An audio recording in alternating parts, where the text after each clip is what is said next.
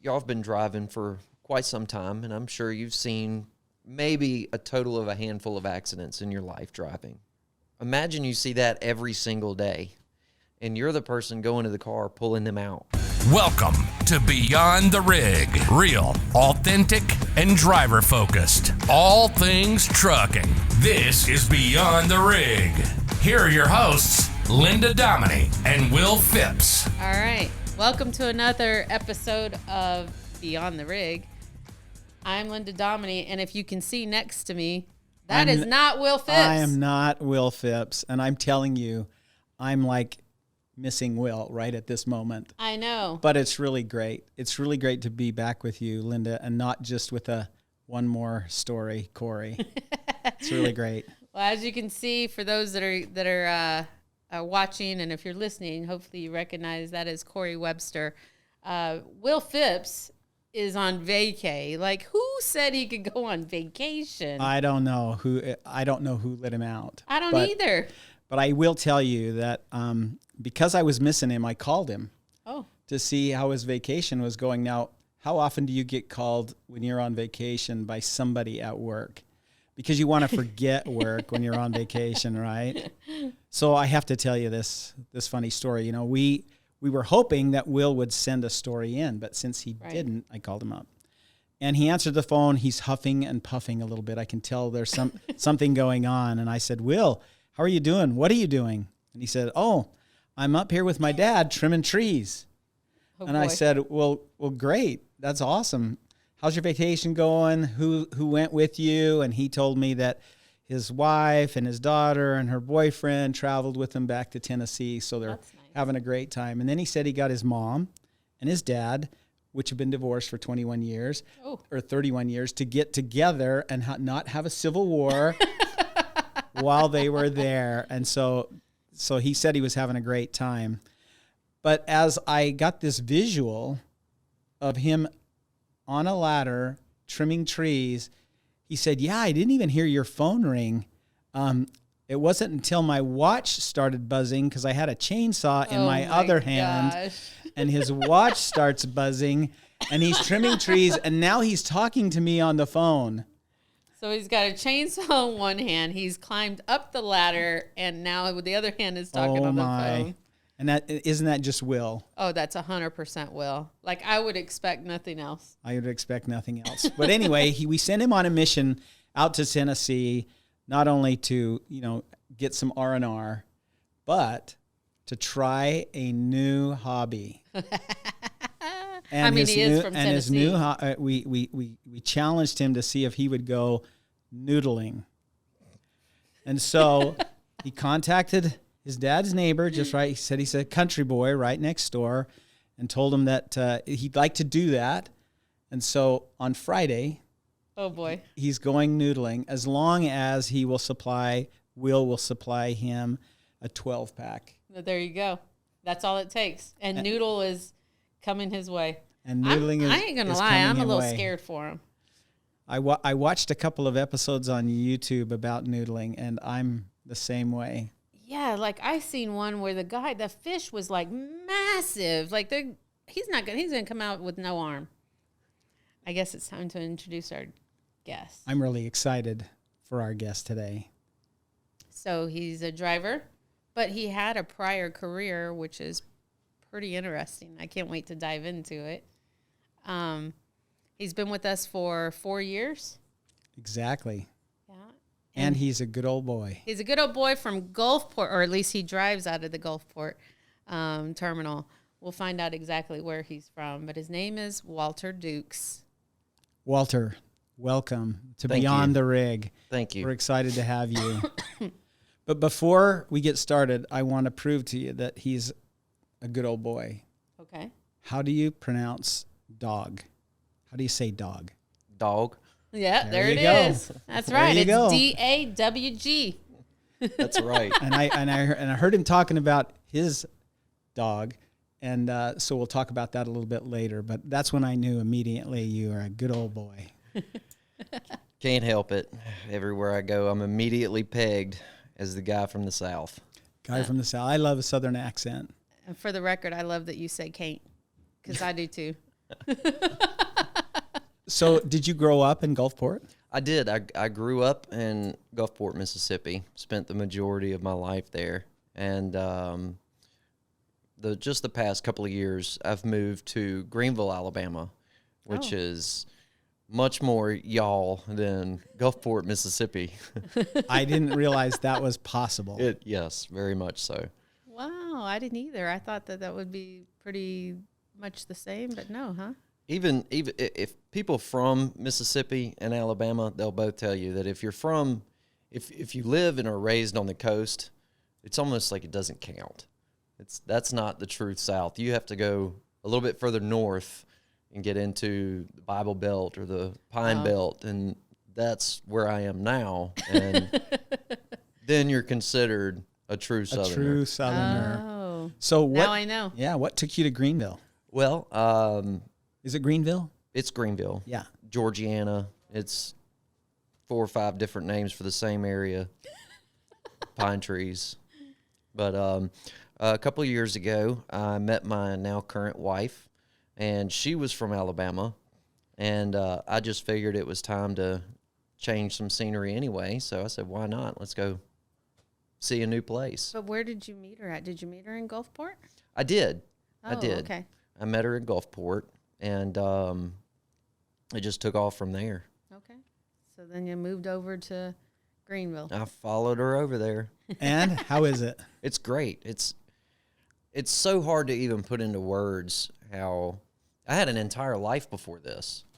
You know, I had my previous wife, previous career. You know, it's almost like I met her at the perfect point when my entire life was changing into a new one, and it was a complete fresh start.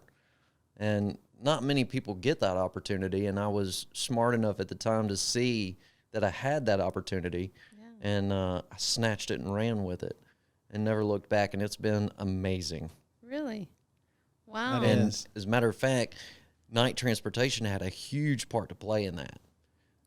If it hadn't have been for night and the career that I've had with them, I'd probably still be in Gulfport. So Wow. thinking of Gulfport, a number of years ago, there was a huge hurricane that went through there. Were It you did. there at the time? I was, and as a matter of fact, I was in Biloxi, Mississippi. I had an apartment on the beach when that came through, and Oh, gosh. a lot of people, when they hear of Hurricane Katrina, they think of New Orleans. Always, yeah. 'Cause But that's not where the hurricane actually made landfall. The Biloxi hurricane was like right in the center, right? Well, the center of it went more over Hancock County, Mississippi, closer to Bay St. Louis. But the worst part of a hurricane, as most people know, is that northeastern quadrant, which is Right. what hit us head on. And there was just nothing left standing.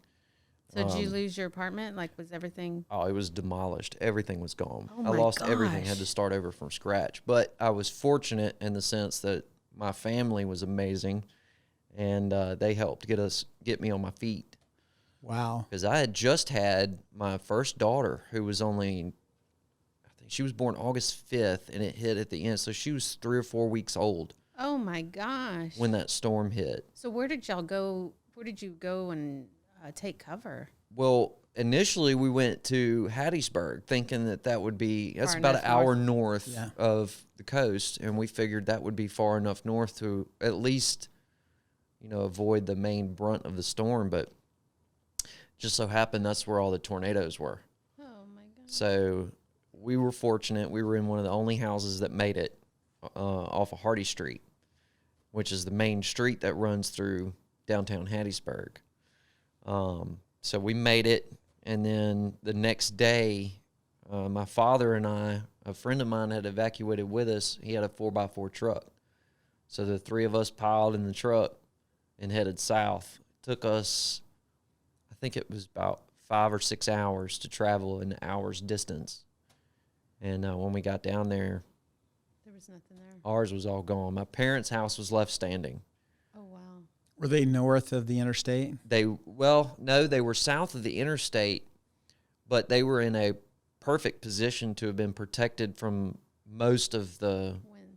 wind and water. And the surge, the storm surge. Right. So the railroad tracks that runs through Gulfport and Biloxi, that was really what stopped most of the surge. So if you were north of that and you could survive the wind, you did okay for the most part.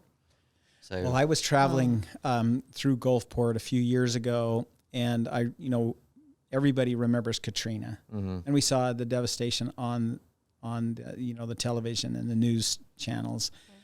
But until you drive there, and then someone who lives there shows you and tells you about what was there, residences, businesses, and homes and buildings, and they're no more. They're completely gone. Then you realize how devastating it really was. You can still see scars in the concrete, in the asphalt from what was left behind.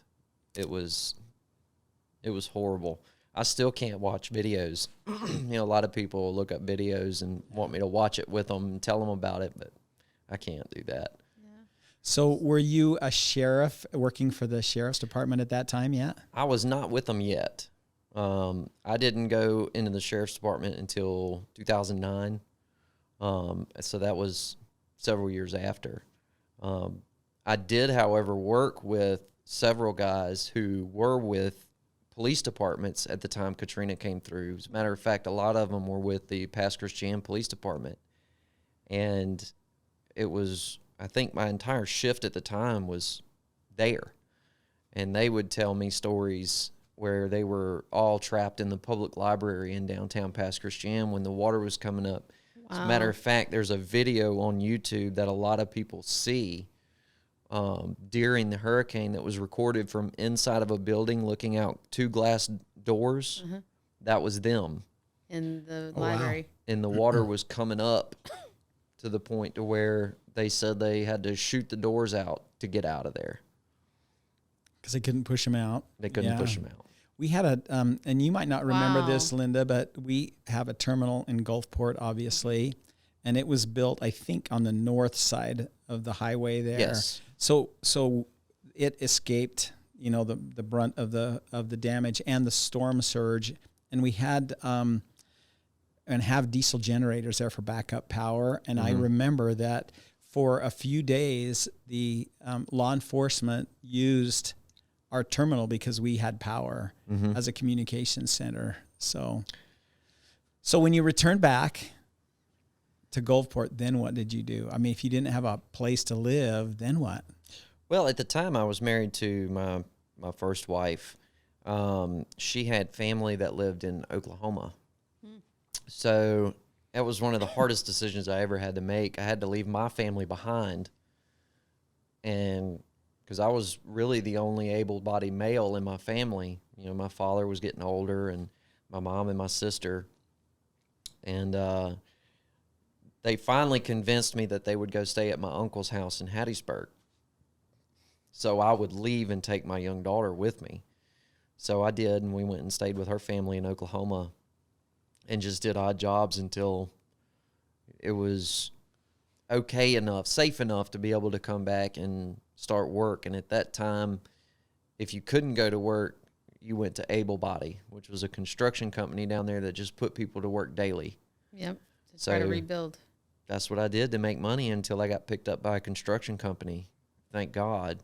Yeah. And time went on from there. Eventually, everything slowly started to heal and come back, and looks far more beautiful today than it did even before the storm. So definitely thankful for that. Wow. So there's always a silver lining, right? A bright spot.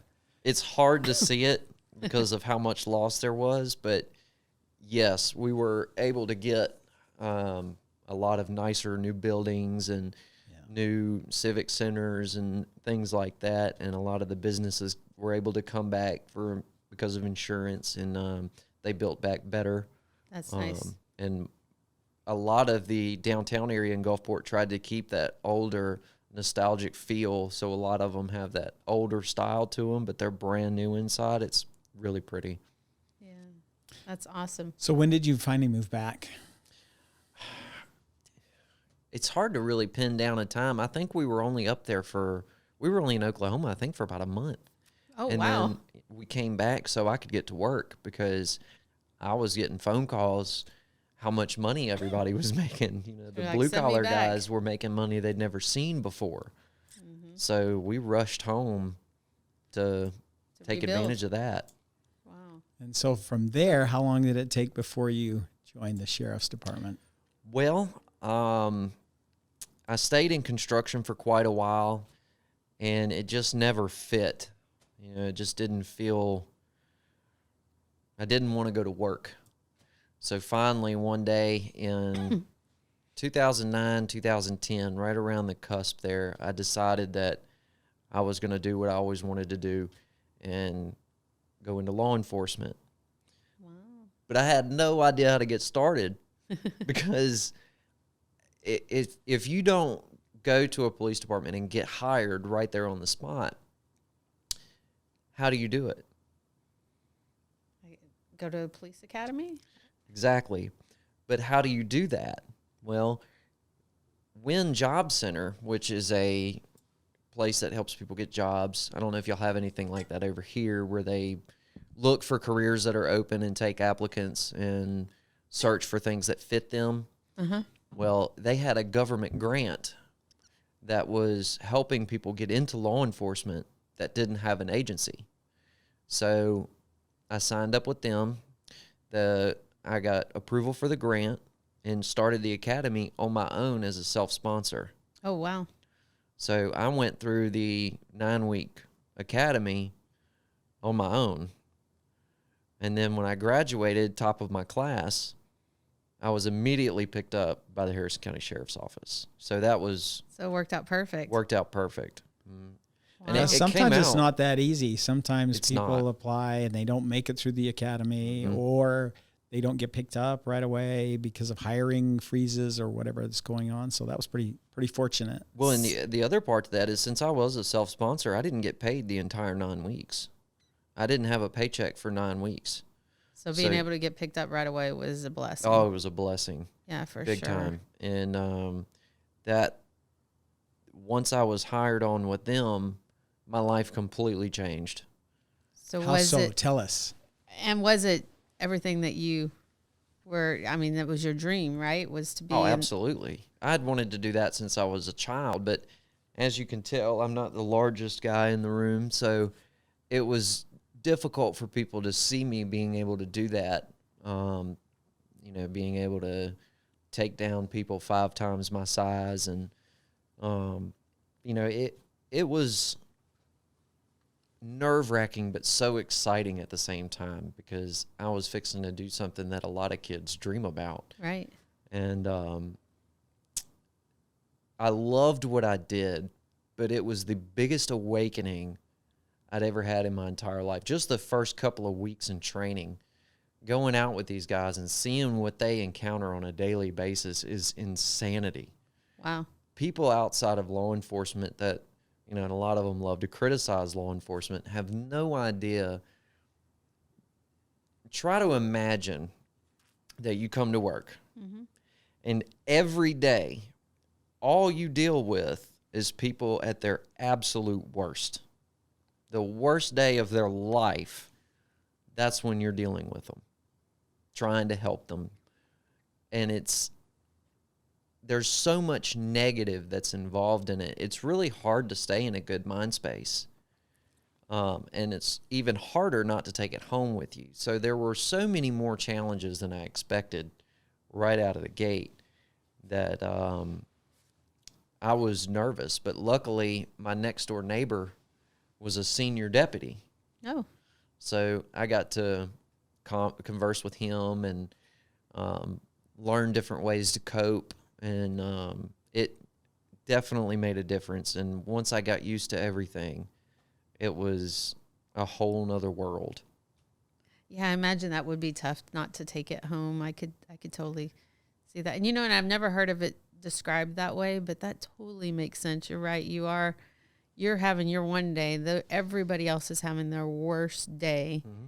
And every call that you're dealing with is the worst day for that person. I've never seen it that way, but man, that's a heck of Well, another good way to put it is y'all have been driving for quite some time, and I'm sure you've seen maybe a total of a handful of accidents in your life driving. Yep. Right. And some of them were pretty bad, I guess. Imagine you see that every single day, and you're the person going to the car pulling them out. Oh, wow. An incident that I always remember, I was actually off duty, and I was going to the store. I needed to get my drink of choice there. And before I got there, I saw a car run a stop sign.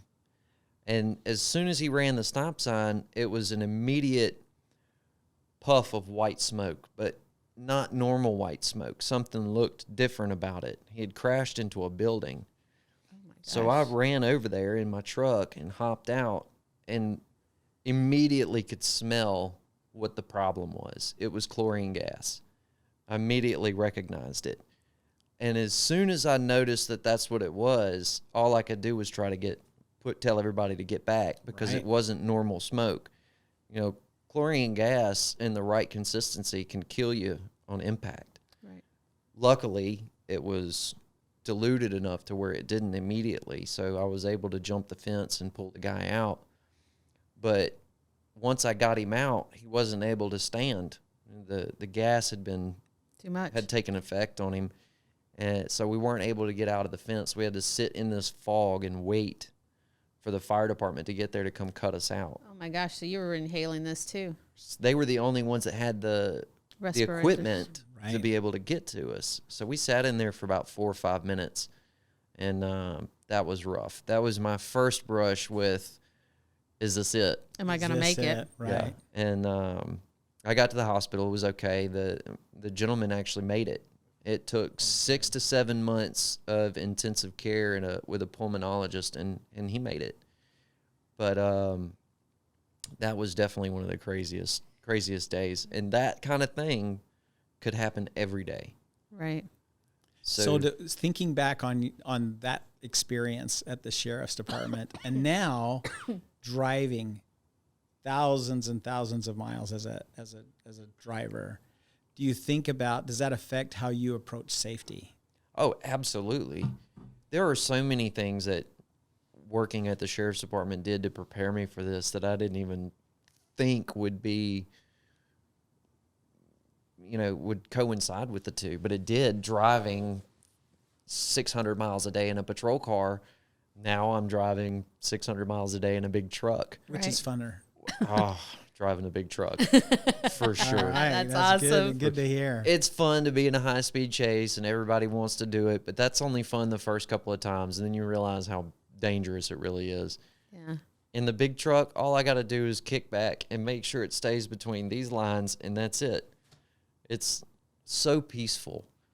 And, the safety aspect that you were talking about, knowing a lot of the things that I learned with the sheriff's department, because we did motor carrier as well. Mm-hmm. So we learned a lot about the hazards of different situations, and it definitely taught me how to walk instead of run when it comes to an accident or anything like that. As a matter of fact, I had a trainee with me.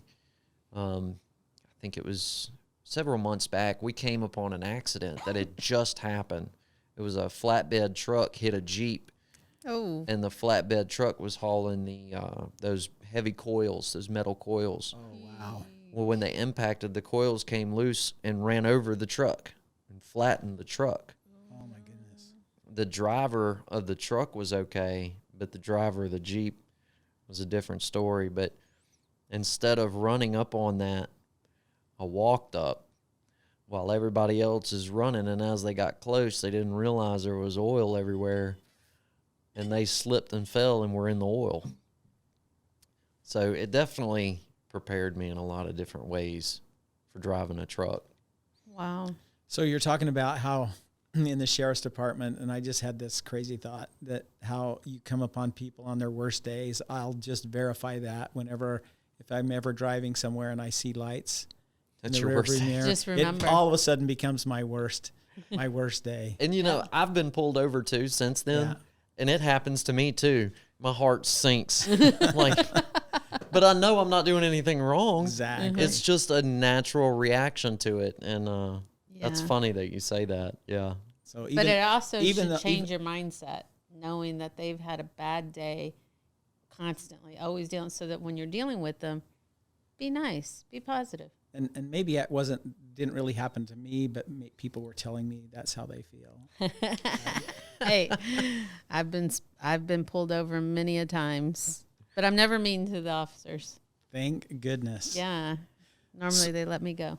So I would also wanted to ask you, you said something about not taking it home. Yeah.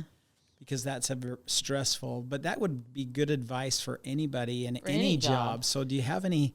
It is. It absolutely is. There's always going to be, unfortunately, negatives in anything that you do. Right. And a lot of people don't realize, with their spouse being at home, they have, I hate to say it like this, but they have their life, you have your life. Because we're gone so often that it's two completely different worlds until they collide. And when you bring negative into the house with you, the atmosphere is going to change. Oh, yeah. Whether you intend it or not.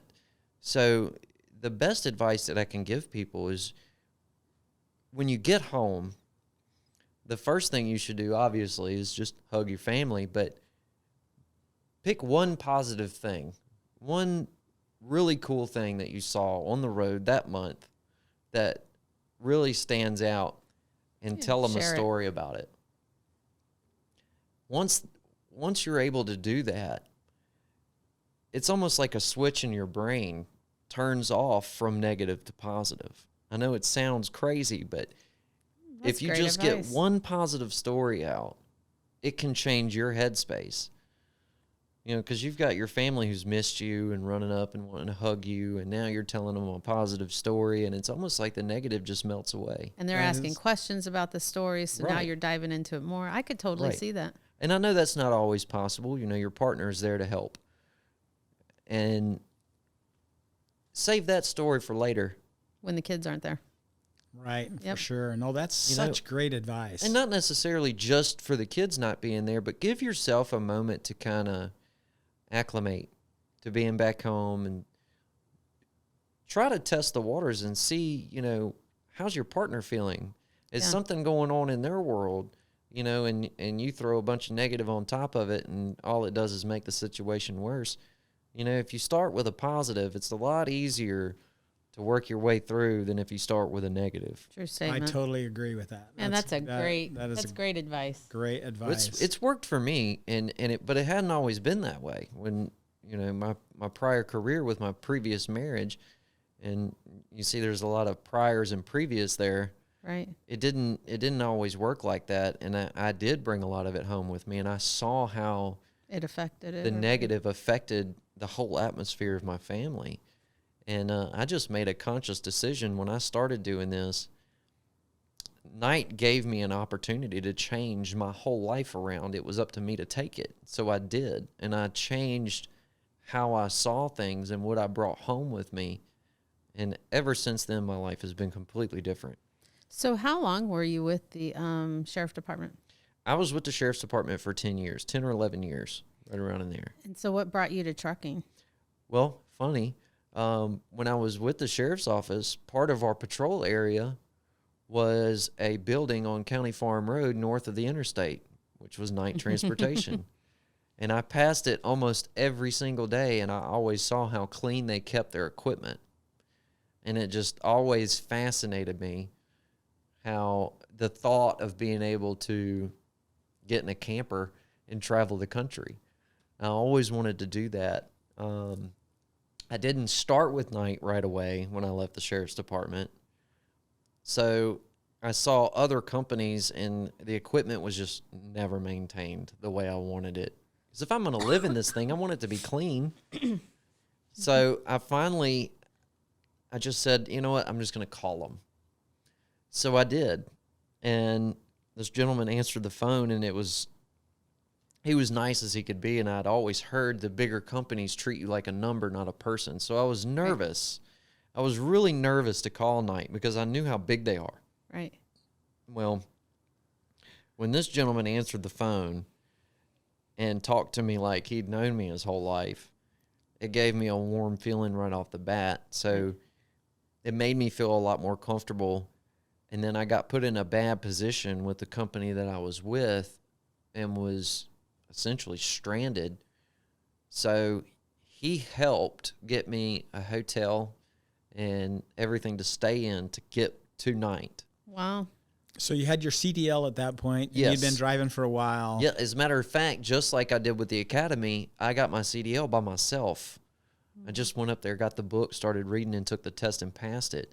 So once I did all that and got to night and met the people there, I mean, it's just like this room here. You're not a number. Everybody I meet knows me by name, and that's amazing for a company this size, Right. to be treated that way. Right. Good thing. Yeah, that's awesome. So you talked about what made you change, and you got your CDL and got yourself in. You sound like you're a self-starter. Like you know, do you get that impression? Well, yes, because he went Walter can self-sponsored now. Well, the thing is, I knew that it was my responsibility to take care of my family. And I knew that because I didn't go to college, I had limited options. You know, unfortunately, these days, and it's getting more and more so, if you don't have a degree, it's very difficult to do just about anything. So I knew what my options were, and I went for them. I knew this is what I have to do. It's not like I have a choice. I have kids. I have to do it, so I did it. And when I got my CDL, I was actually at a very, very down time in my life. You know, I wasn't with the sheriff's office anymore. I had lost just about everything I had, my home, my kids, my wife, everything. So you were going through a divorce? I was going through a very, very difficult time. And, you know, once I got my CDL, I was with a couple of companies that weren't very forthcoming in what I was going to make. And so I wasn't making anything. And I was getting discouraged because I'd always been told truck drivers make good money. Right. Well, that's not always the case. And I learned very early you've got to do research on the company that you're going to work for. So when I started looking into night, seeing the debt-free multi-million-dollar company that Night was, that I almost thought it was something planted on the internet. Like how is that even possible? And then I look at, you know, how their equipment was, and I said, well, I'm going to give this one more chance. And I did with Night, and within a year, I had everything back that I had lost. Wow. By being with Night. I was even remarried. I mean, everything that I had lost, I had gotten back because of Night. Wow. Well, I'm sure a lot of that had to be just who you are. The determination. And working through tough times, because everybody has challenges in their lives at some point or another, faces adversity, right? But you didn't give up. So that says a lot about you. Well, it's really all in how you react to it. You know, my faith also helped me a lot because I was looking at a situation where I had two options. I could give up, which would have been easy at the time. I had a great family. You know, my family was definitely taking care of me. I could have given up and just sat there, or I could go out and do something about it, and that's what I did. So, I mean, yeah, it's because of what I did, but I made a conscious decision to do it. Right. And, you know, people at their worst day, you know, it's like I said, you have two options. Which one are you going to take? It's not, you know, it's like that movie. It's not about getting knocked down. It's about how you get back up. Right. So You know, you just validated something my grandfather used to say, and I always remembered this. He said, almost your exact words, he said, it really doesn't matter. And he was 91 when I heard this. It doesn't matter what happens to you in this life. What matters is how you respond to what happens to you, or how you react to what. And that's exactly what you said. It matters Absolutely. how you react to the situations. absolutely. So when I think of the sheriff's department and then I think of trucking, I mean, they're nothing alike other than they both drive vehicles. The only thing that I could even equate to being close would be the solidarity. I worked for a county, and they weren't as busy and had a much wider area, so I was alone a lot of the time. Oh. And that helped me get used to that. That's probably about the only thing that I could say is close, other than the driving skills. I learned a lot of offensive and defensive driving skills that helped me a lot here. But being out there on the road, being by yourself all the time, a lot of people look at it negatively, but I kind of enjoy it. Yeah. It's just me and my dog. And so tell us about him. Okay, so Loki he's my little, my wife calls him a Pomchi. I just call him my little buddy. But he's Pomeranian and Chihuahua mix. He's definitely a manly looking dog, but he is some kind of special. And he just climbs up on my shoulder and sits there, and we drive down the road, and he sits right here looking with me. It's the craziest thing. I've never seen a dog look like that. Almost like a cat. It's like he knows what we're doing, and he's driving with me. Where are we going? Yeah, he loves it. He loves it. Having him out there definitely makes it a lot easier. Yeah. So when you go home and Loki's with you at home, is it he, right? Can he sense when you're getting ready to go back on the road, and is he getting excited about that? Absolutely. He loves spending time at home. His mom's there and his sister's there. My wife kept too, obviously. They're just so cute. But he plays with them 24/7. I don't even think he sleeps the whole time he's home. But then when he sees me grab that bag, he knows. He knows. He knows. He runs out the door and he goes and sits by the truck and he's waiting. It's not 5 minutes into the trip, he's asleep. From playing so hard. He's asleep. And he'll stay that way for about 2 days, and then he's up and ready to go. That is so funny. Because he's played so hard. Mm-hmm. How cute. I have a little dog you've seen, Ginger, and it's a she. And she's a cross between a Belgian hound and a poodle. So she looks like a Belgian hound, but she's not very big. And so I want to turn her into my truck dog. I finally got her to jump up into the pickup. Oh, really? Yeah, so she wants to go for a ride too. So you were telling us, I asked you, why didn't you bring Loki here with us? Inside here. Uh-huh. Loki's... one word, he's special. He's special. I love him to death, but he's not. He spent his entire life from the time he was 4 weeks old, probably a little too early, but he enjoyed it. From that time on, he's been in my truck, and he's only been at a house for a couple of days here or there throughout that entire period. So if he goes anywhere outside of the truck, it's time to potty. That's the one thing. Smart move leaving Loki in the truck. That's good. Yeah. My wife hates it, but it's like I tell her, well, that truck is his house. Yeah. And he knows that's the one place he can't go to the bathroom. So as soon as he gets out, he's ready to go, and he can't stop. I don't know. He's only this big, but I don't know how he holds it all. But yeah, it's better to leave. Mark his territory, right? So I've been here. You know what? That's Loki's probably a lot of what it is, because there's other dogs there. It is. Yeah. It is. Loki was here, right? So, so for those, I'm sure people out there are wondering now, how did you name this dog Loki? Well, he's, like I said, he's special. And as you know, Loki is the god of mischief.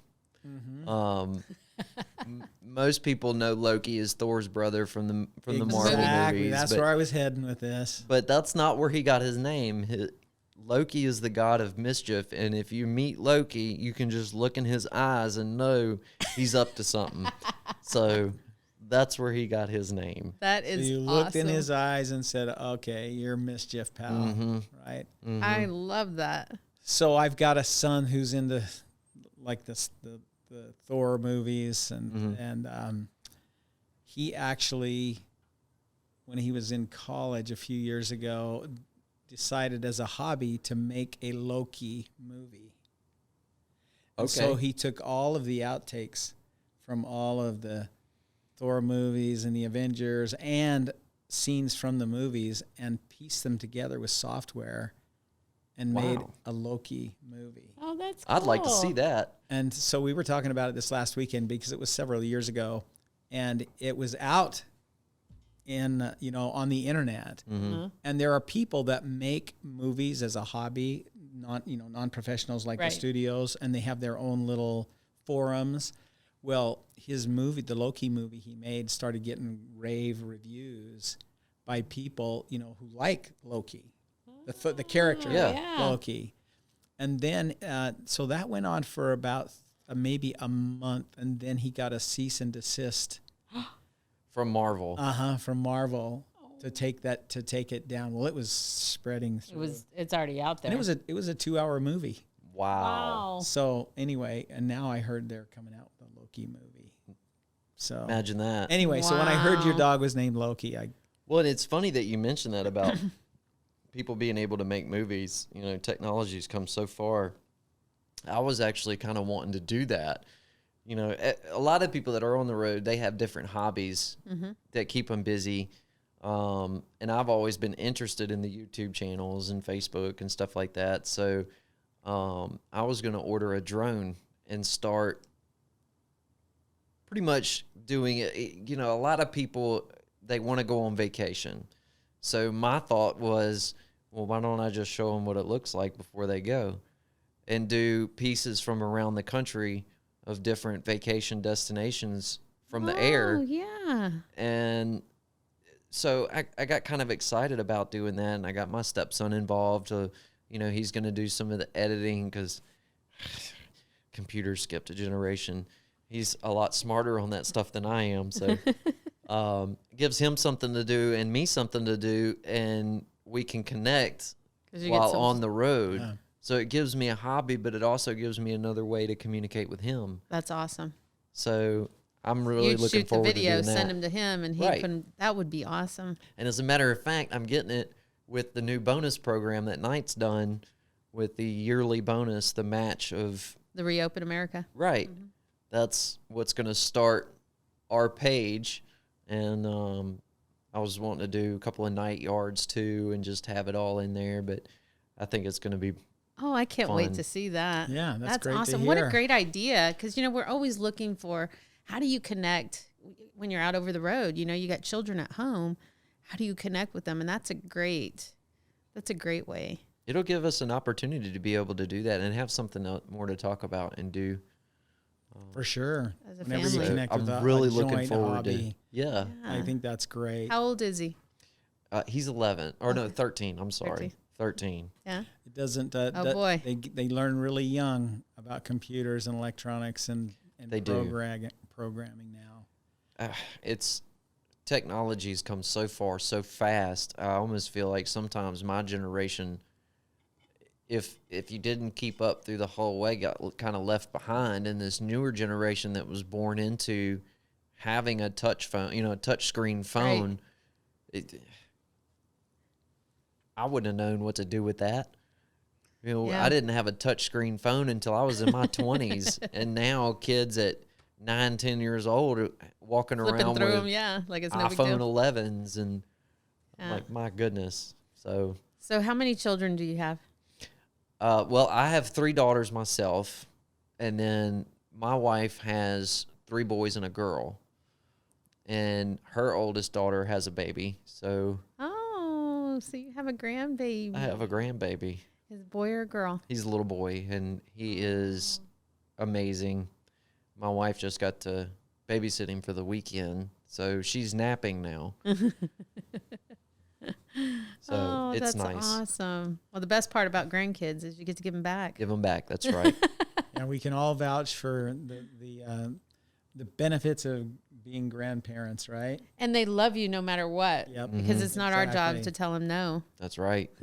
So speaking of grandkids and technology, I have a little granddaughter who, when she was 2, could work. Sometimes Grandma would give her a phone to play a little game on. Mm-hmm. They have those shape games and for them. She knows how to exit out and start getting into other stuff. She's she's 2. the games are pretty incredible on the phones now, how they gear them towards children and their learning. So it's pretty cool, but it is amazing at the age of 2, they can pick that up and just be able to know how to do it. It's just like instinct. It's crazy. The only pet peeve I have about it is now that kids, when they're born with electronics in their hand, there's not as much outside playing anymore. True. And I noticed the same thing. That's a true statement. And that's dangerous. So when I interact with them, 'Cause I you need want to that. do stuff outside. Mm-hmm. You know, have them help with a project or go camping or do something outside to get them away from technology, right? Because they spend their whole life in it. For sure. Sure.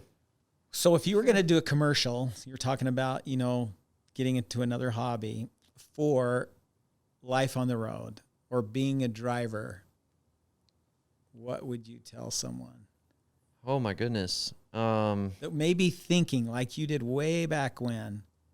I think someday I might want to be a driving associate.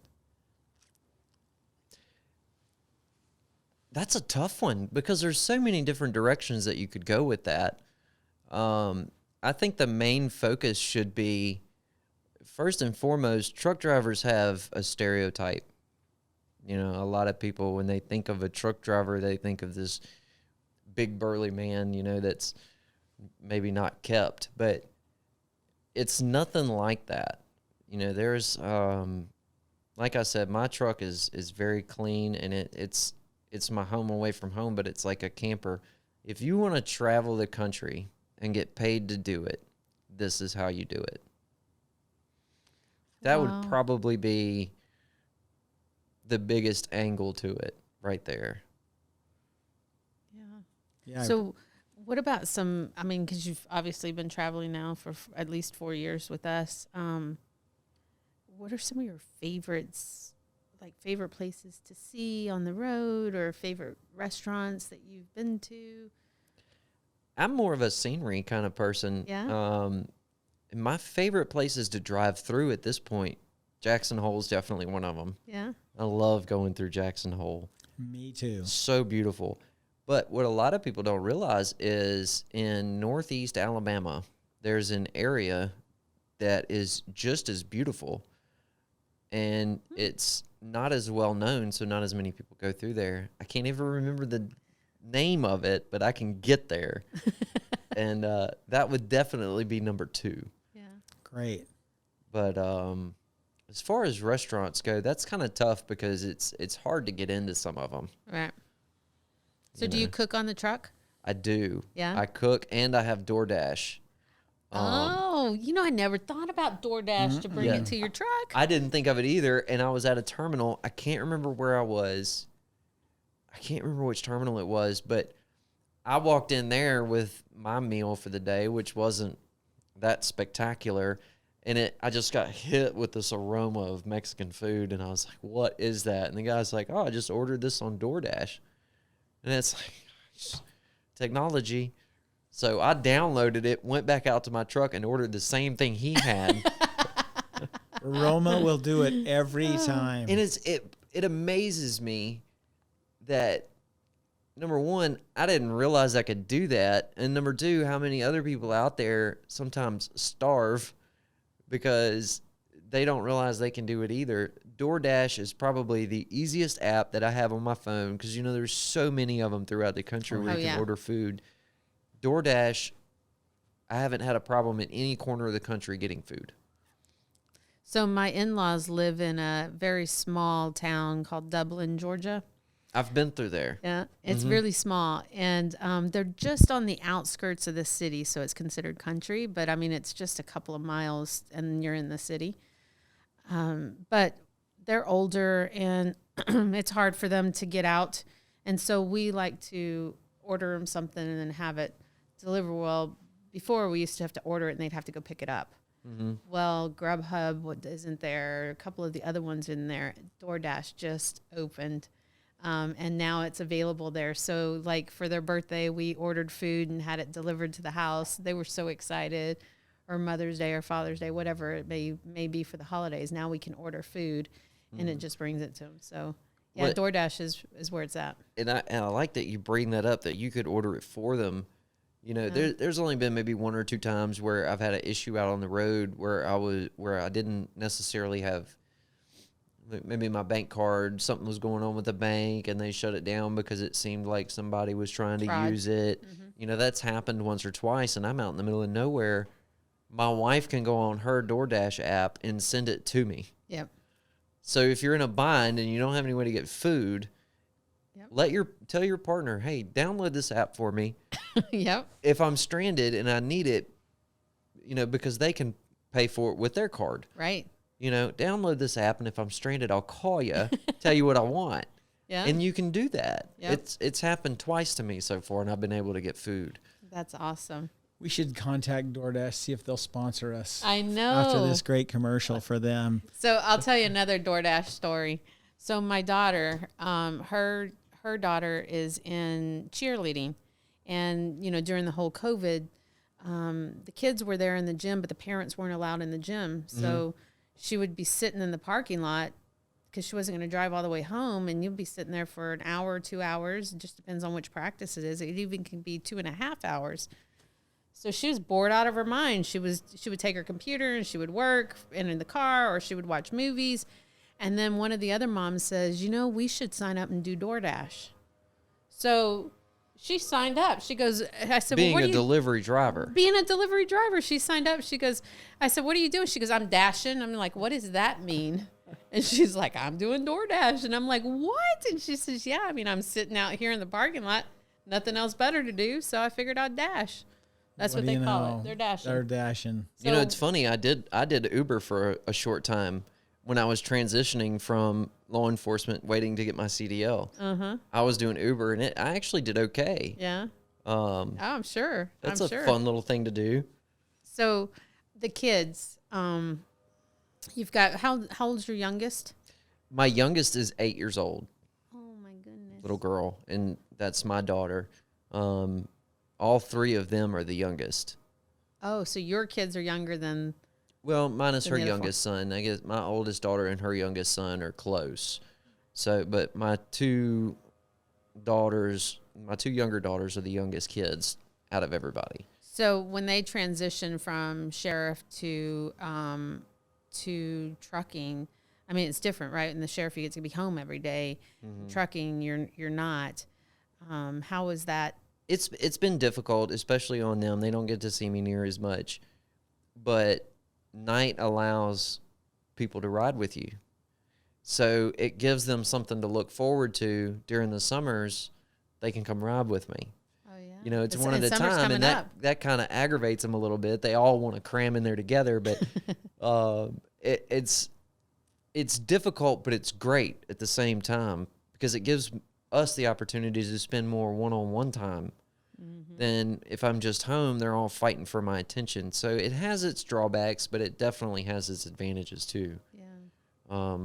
My middle daughter, Emma, is coming with me this summer. Matter of fact, I'm hoping to go pick her up in a couple of days, and she's going to come with me.